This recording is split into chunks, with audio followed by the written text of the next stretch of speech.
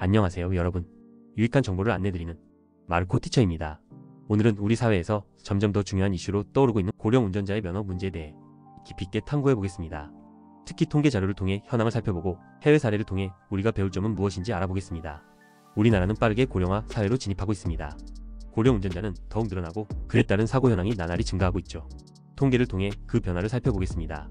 현재 우리나라 65세 이상 운전면허 보유자 수는 2014년도 기준 200만 명에서 2023년도는 360만 명으로 10년 동안 연평균 23.6% 증가했습니다.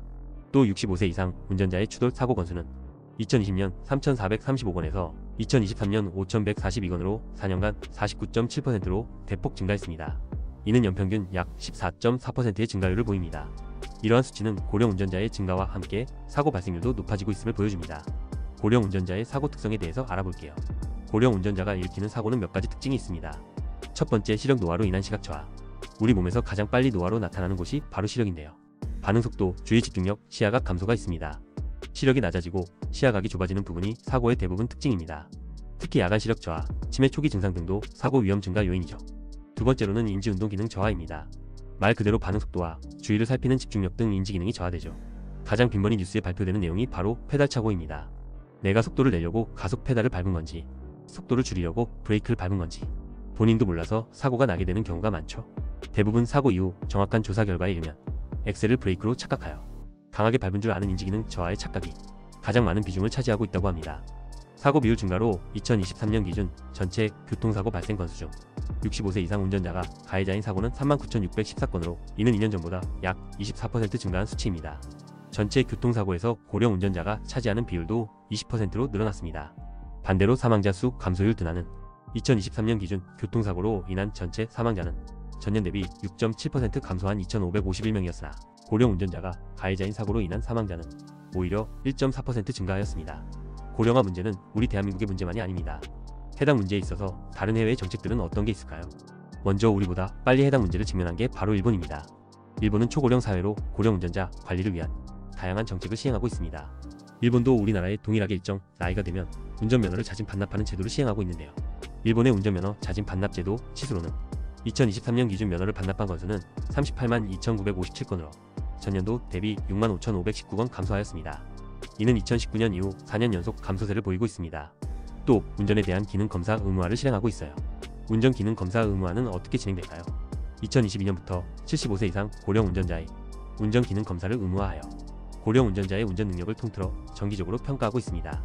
개인적으로 우리보다 노인 문제를 빨리 겪고 있는 일본에게 배울 만한 제도는 바로 이번 정책인데요. 안전운전 서포트카 제도입니다.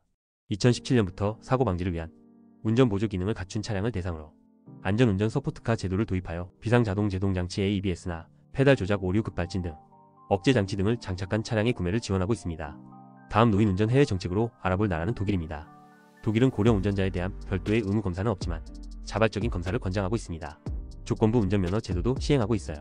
의사의 진단에 따라 운전거리, 시간, 속도 등을 제한하는 조건부 운전면허를 발급하여 운전자의 능력에 맞는 운전을 허용하고 있습니다.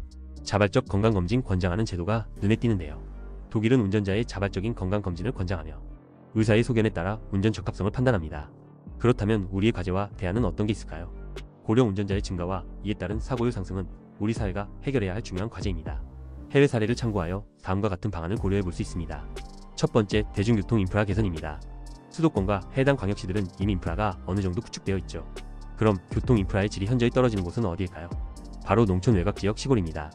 특히나 대중교통 인프라 개선 정책에 대한 확대가 필요합니다.